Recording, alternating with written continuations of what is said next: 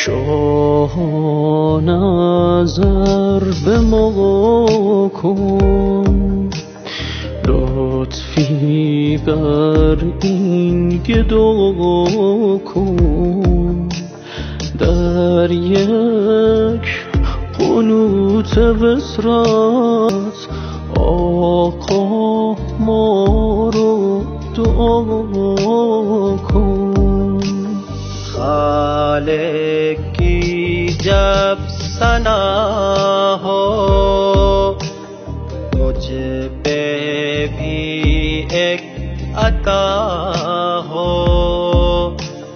مولا نماز شب میں میرے لیے دعا ہو. اعوذ باللہ من الشیطان الرجیم. بسم اللہ الرحمن الرحیم.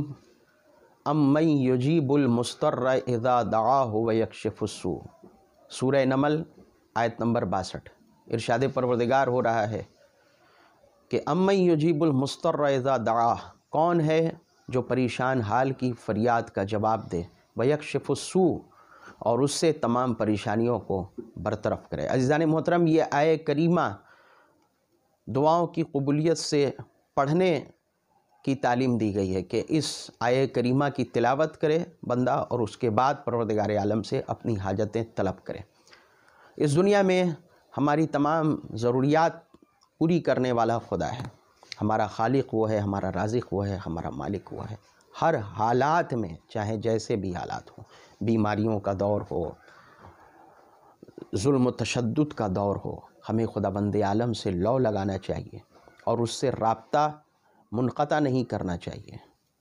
اس سے فریاد کرتے رہنا چاہیے. اس کی بارگاہ میں تضرع و زاری کے ساتھ، انبیاء و مرسلین کے وسیلے کے ساتھ، قرآن مجید کے وسیلے کے ساتھ، ائمہ معصومین علیہم السلام کے وسیلے کے ساتھ اس کی بارگاہ میں دعا کرنی چاہیے کہ وہ ہماری پریشانیوں کو برطرف کرے، ہماری دعاؤں کو قبول کرے، اپنی خوشنودی ہمیں عطا کرے، اپنی رضا ہمیں عطا کرے. اس لیے کہ عزیزان محترم، ہر حال میں اور چاہے جیسا بھی دور ہو، مسبب الاسباب وہ ہے، وسائل فراہم کرنے والا وہ ہے، ہمارے مصائب و آلام کو برطرف کرنے والا وہ ہے. 8ویں امام حضرت امام علی رضا علیہ السلام نے ارشاد فرمایا اپنے اصحاب سے کہ تم اس اسلحے سے کام کیوں نہیں لیتے جس سے انبیاء اور مرسلین نے کام لیا. تو اصحاب نے عرض کیا کہ وہ کون سا اسلحہ ہے؟ تو امام علیہ السلام نے ارشاد فرمایا کہ وہ دعا ہے. دعا ائمہ معصومین کا اسلحہ ہے. حدیث رسول میں ارشاد ہوا الدعاء صلاح المومن، دعا مومن کا اسلحہ ہے. یعنی مومن سے ہو سکتا ہے کہ مومن کو قید و بند میں جکڑ لیا جائے، شدائد و مصائب میں اسے جکڑ لیا جائے، لیکن یہ ایسا اسلحہ ہے کہ جو دنیا کی کوئی طاقت مومن سے چھین نہیں سکتی، اور اس طاقت کا نام ہے اسلحہ. عزیزان محترم، ہماری زندگی میں جو بندگی ہے، جو بندگی پروردگار ہے، اس کے دو حصے بہت اہم ہیں. ایک حقوق اللہ، دوسرے حقوق العباد. اللہ کے حقوق کو ہمیں ادا کرنا چاہیے اور بندوں کے حقوق کو بھی ادا کرتے رہنا چاہیے. ان دونوں کی اہمیت ویسے ہی ہے جیسے پرندے کے لیے دو پروں کی اہمیت ہوتی ہے. جیسے کوئی پرندہ بغیر دو پر کے پرواز نہیں کر سکتا، ویسے ہی جب تک ایک بندہ حقوق اللہ کو اور حقوق العباد کو نہ ادا کرے، بندگی کے حق کو ادا نہیں کر سکتا ہے.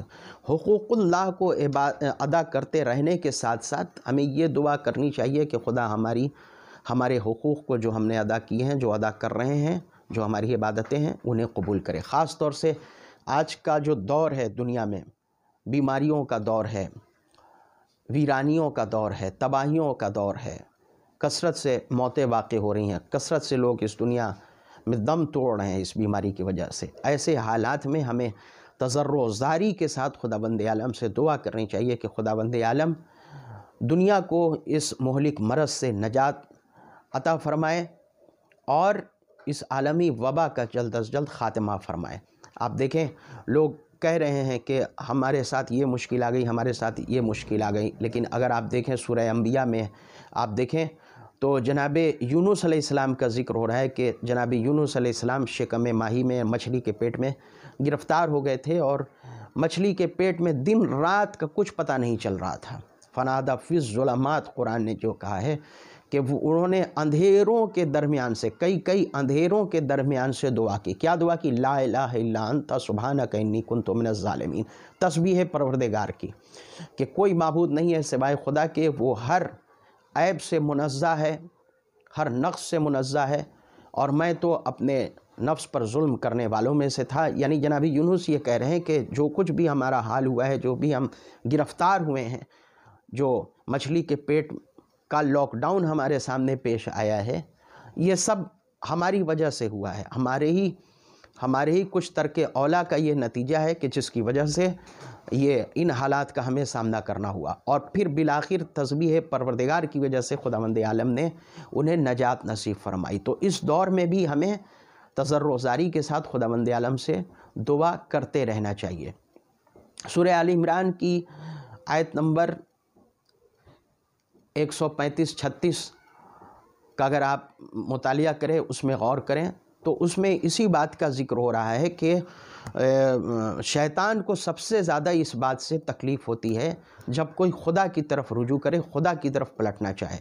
جو بے ایمان ہے وہ ایمان کی طرف پلٹنا چاہے، جو بے دین ہے دین کی طرف پلٹنا چاہے، جو عبادتیں چھوڑ چکا ہے، مسجد چھوڑ چکا ہے، مصلی چھوڑ چکا ہے، جب وہ ادھر پلٹنا چاہتا ہے تو شیطان کو اس سے بہت زیادہ تکلیف ہوتی ہے۔ جب یہ آیت کریمہ سورہ آل عمران کی آیت نمبر 135-36 نازل ہوئی، جس میں ارشاد پروردگار ہو رہا ہے کہ وہ لوگ جنہوں نے اپنے نفس پر ظلم کیا ہے، جن سے گناہ سرزد ہوئے ہیں، اور پھر وہ بارگاہ پروردگار میں پلٹنا چاہیں، گڑانا چاہیں، اور آئیں اور اس سے معافی طلب کریں، اپنے گناہوں کے لیے استغفار کریں، تو خدا کے علاوہ کون ہے جو معاف کرے؟ یعنی اس میں ارشاد پروردگار ہو رہا ہے کہ جب تم گناہوں کے سرزد ہونے کے بعد خداوند عالم کی طرف پلٹنا چاہو گے تو وہ یقیناً وہی معاف کرے گا، وہی ہے گناہوں کو قبول کرنے والا۔ جب یہ آیت کریمہ نازل ہوئی تو ابلیس اپنے تمام شاگردوں کے ساتھ، شیطان اپنے تمام شاگردوں کے ساتھ جمع ہوا، اور اس نے کہا کہ بہت بڑی پرابلم آ گئی ہے، یہ آیت کریمہ نازل ہو گئی ہے، اس سے تو وہ لوگ جو بے دین ہو چکے ہیں، وہ لوگ جو گناہوں میں ڈوب چکے ہیں، ان کے دل میں ایک امید پیدا ہو جائے گی کہ ہم جائیں اور بارگاہ خداوندی میں گڑ گڑائیں، تو اس سے انہیں روکنا ہے، اس لیے کہ اگر وہ پلٹ گئے خداوند عالم کی طرف تو وہ کامیاب ہو جائیں گے۔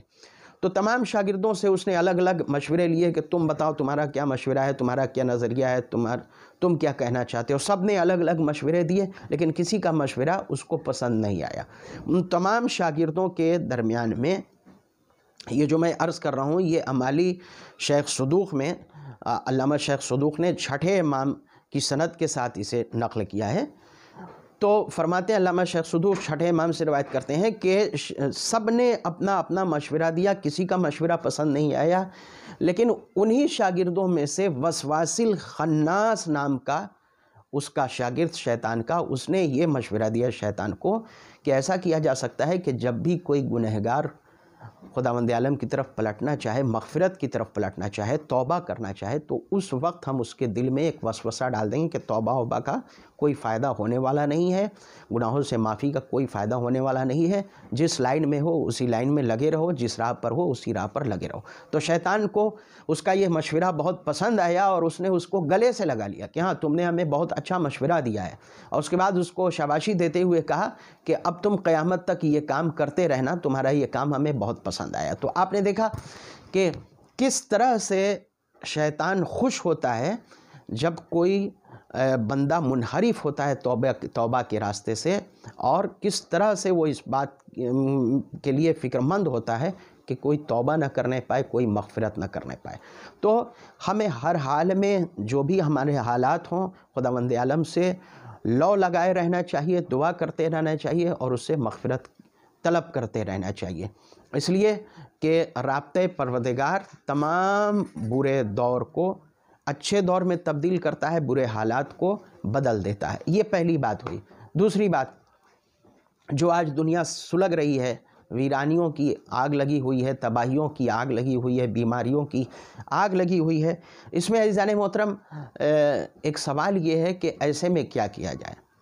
چنانچہ احتجاج तबरसी में जिल्द अव्वल में अल्लामा तबरसी लिखते हैं कि मस्जिद कूफ़ा में जब मौलाए कायनात ने दावा किया, मुतअद्दिद बार मौलाए कायनात ने मस्जिद कूफ़ा से ये फरमाया कि सलूनी सलूनी क़ब्ला अन तफ़क़िदूनी, पूछ लो जो पूछना चाहते हो क़ब्ल इसके कि तुम अपने दरमियान में हमें ना पाओ। तो जिस वक्त मौलाए कायनात ने ये आवाज़ बुलंद की, मस्जिद कूफ़ा में पिछली सफ़ में, बिल्कुल पिछली सफ़ में एक शख्स बैठा हुआ था। उसने कहा कि मैं आपसे कोई सवाल करना चाहता हूँ। उसके बाद वो अपने असा का सहारा लेकर के खड़ा हुआ। मौला ने कहा कि हाँ पूछो, सवाल जो करना है सवाल आप कर सकते हैं। वो मौला से करीब आया, धीरे धीरे करीब आते आते बिल्कुल मौला के करीब आ गया और उसके बाद उसने ये सवाल किया कि ये बताइए कि आग से बचने का क्या तरीक़ा है।